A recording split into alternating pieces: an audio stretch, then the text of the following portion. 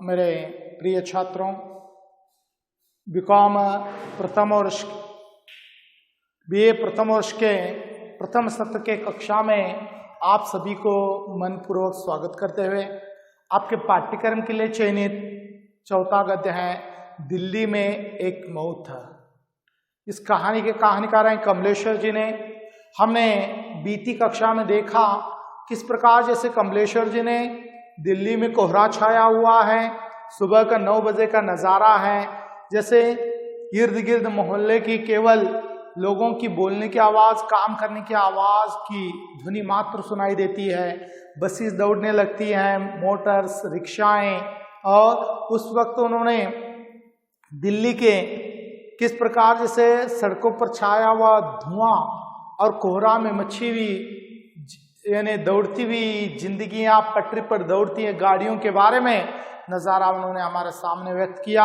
और जो सुबह 9 बजे जो उन्होंने एक आज के अखबार में जो एक किसी के अंतिम संस्कार का जो अखबार के आज के न्यूज़पेपर में आया है, कोलबाग के मशहूर बिजनेसमैन सेठ दीवान चंद का आज इरविन अस्पताल में आज उनका देहांत हुआ है। सुबह 9 बजे जैसे आर्य समाज रोड पंजकुंजा शमशान में देह संस्कार होने वाला है। तो क्या आज सड़क पर जाने वाली आरती क्या उन्हीं की है? कहते हुए जैसे कमलेश्वर जी ने आरती को लेकर जाते हुए मॉर्निंग देखते हैं तो क्या उन्हीं की होगी कहते हुए सोचते हैं। तो आज बीती कक्षा में छात्रों, आज हम बीती कक्षा में यहाँ तक अध्ययन किया था, तो आज कक्षा में आगे देखिए। पंजकुइया शमशान भूमि में दाह संस्कार के लिए ले जाएगी और इसी वक्त सड़क पर आती हुई आरती उन्हीं की होगी। कमलेश्वर जी ने सोचते हैं कि आज सड़क पर जो आरती आने लगी है, सेठ दीवान चंद जो लोकप्रिय बिजनेसमैन, क्या उन्हीं की आरती होगी? तो देखिए, कुछ लोग टोपियां लगाए हैं, कुछ लोग मफलर बांधे हुए हैं, खामोशी से पीछे पीछे जा रहे हैं। जो अंतिम संस्कार के लिए आर्य समाज रोड पंजकुइया जो शमशान में दीवान चंद जी की जो आरती लेकर जाने लगे हैं, कुछ लोग टोपियां पहने हैं, कुछ लोग मफरेल्स बांधे हैं क्योंकि सर्दी के दिन है। तो क्या ये दीवान चंद की आरती है? उनकी चाल बहुत धीमी है, कुछ दिखाई पड़ रहा है। लोग धीमे स्लोली जाने लगे हैं। तो वो क्या लोगों की धीमी चलने का नजारा उन्होंने देखते हैं? कुछ नहीं दिखाई पड़ रहा है, कोहरा मचा हुआ है, कुछ अस्पष्ट दिखाई देने लगा है, कुछ लोग धीमे चलते हुए दिखाई देने लगे हैं। पर मुझे ऐसा लगता है आरती के पीछे कुछ आदमी हैं, लेकिन अस्पष्टता के बीच में जो रूह की तरह ऐसे दिखाने लगा है। लोग कंधे पर आरती लेकर जाने लगे हैं। आरती के पीछे जो अंतिम संस्कार में शामिल होने के लिए कुछ लोग टोपियां पहने हुए, कुछ लोग मफरेल बांधे हुए लोग क्या होते हैं जैसे दिखाई देने लगे हैं। मेरे दरवाजे पर दस्तक होती है। जो कमलेश्वर के घर के सामने ये आरती का नजारा दिखाई देता है। मैं अखबार एक तरफ रखकर दरवाजा खोलता हूं, अतुल मवानी सामने खड़ा है। जब दस्तक मेरे दरवाजे के सामने होती है तो मैं अखबार रखकर जब दरवाजा खोलकर देखता हूं तो मेरे सामने अतुल मवानी का प्रवेश होता है। यार क्या मुसीबत है, आज कोई आयरन करने वाला भी नहीं आया, जरा अपना आयरन देना। तो देखिए कहता है, क्या यार क्या बात है, आज आयरन करने वाला कोई नहीं आया। थोड़ा अतुल मवानी से कमलेश्वर जी कहते हैं, थोड़ा तेरा आयरन देना। अतुल कहता है, मुझे तसल्ली होती है, नहीं तो उसका चेहरा देखते मुझे खटका हुआ था कि कहीं शव यात्रा में जाने का बवाल न खड़ा कर दे। तो अतुल मवानी कमलेश्वर जी से कहता है, जरा अपना आयरन देना। अतुल कहता है, मुझे तसल्ली होती है, मुझे तसल्ली होगी, नहीं तो उनका चेहरा देखने मुझे खटकता हुआ था, कहीं शव यात्रा में जाने का बवाल न खड़ा कर दे। कोई बवाल दंगा फसाद न कर दे शव यात्रा में जाने के लिए, मैं उसे फौरन आयरन दे देता हूं और निश्चित हो जाता हूं कि अतुल अब अपनी पैंट पर लोहा करेगा और दूतावासों के चक्कर काटने के लिए निकल जाएगा, तो मैं आयरन दे देता हूं उसे। तो क्या हुआ, आयरन कर मैं क्या करता हूं, जैसे अतुल पैंट पर लोहा करेगा, दूतावासों की तरह चक्कर काटने के लिए निकल जाएगा। तो कमलेश्वर जी ने जब उनके सामने अतुल मवानी उपस्थित होता है, ऐरान मांगता है, तो उन्होंने देकर क्या करते हैं, चक्कर काटने के लिए निकल जाता है। जब मैंने अखबार में से दीवान चंद की मौत की खबर पढ़ी, मुझे हर क्षण ही खटकने लगा, कहीं कोई आकर इस सर्दी में शव के साथ जाने की बात न कह दे। तो कोरलबाग उन्हीं के मोहल्ले के रहने वाले शेर दीवान चंद, तो उनको ऐसा खटकने लगा, कोई मित्र आकर कहेगा कि शेर दीवान चंद के अंतिम संस्कार में जाकर हम भी शामिल होंगे, कोई मित्र आकर सर्दी में मुझे भी बुलाएगा।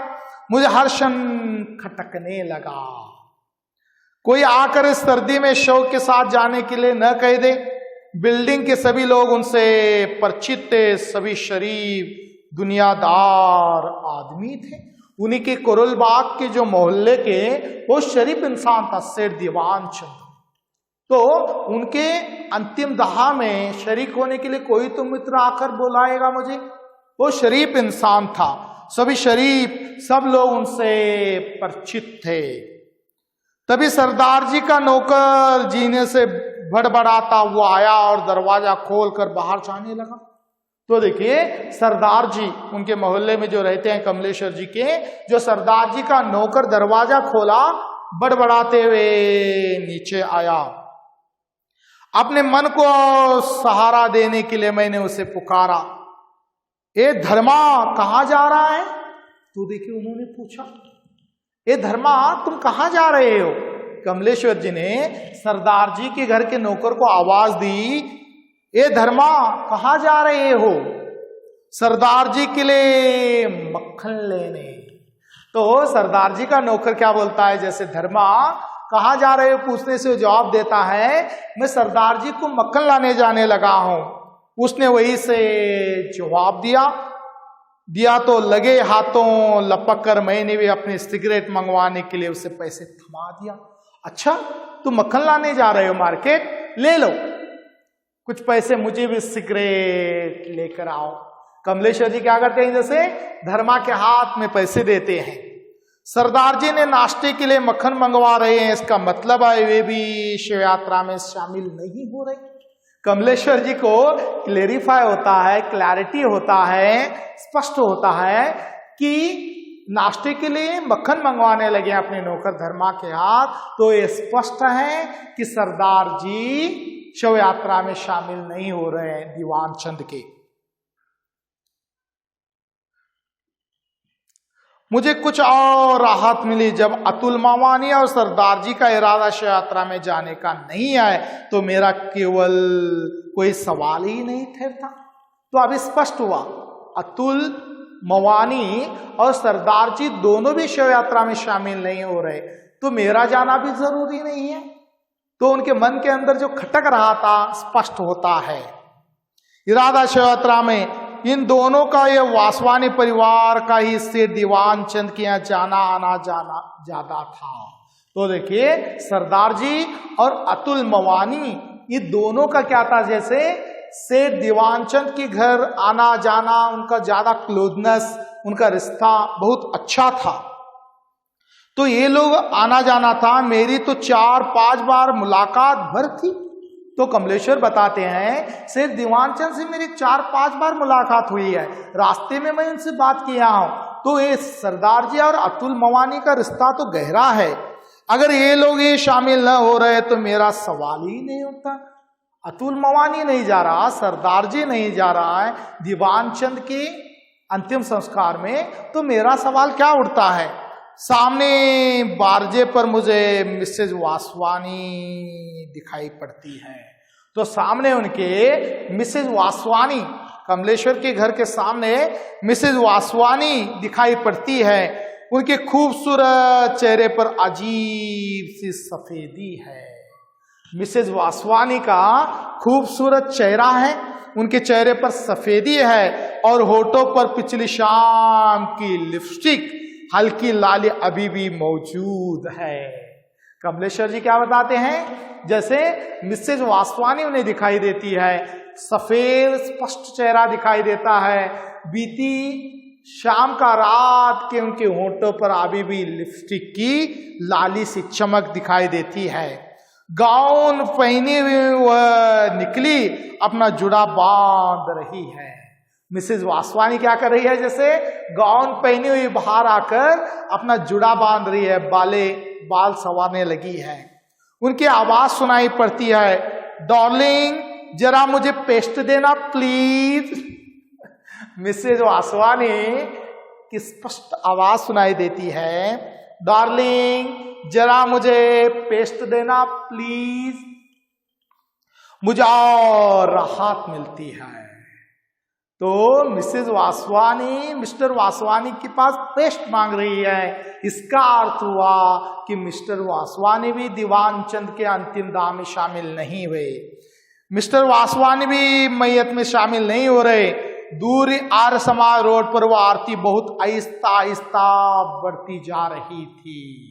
तो देखिए, लेखक कमलेश्वर जी को पता चलता है कि धर्मा, सरदार जी का नौकर जो धर्मा मक्खन लाने के लिए चला गया और मिस्टर अतुल मवानी आकर आयरन लेकर चला गया और मिसेज वासवानी दिखाई देती है, वो बाल बनाने लगी है, गवन पर सफेद चेहरा स्पष्ट दिखाई देती है। डार्लिंग मुझे थोड़ा पेस्ट देना, तो अपने पति के पास मांगती है।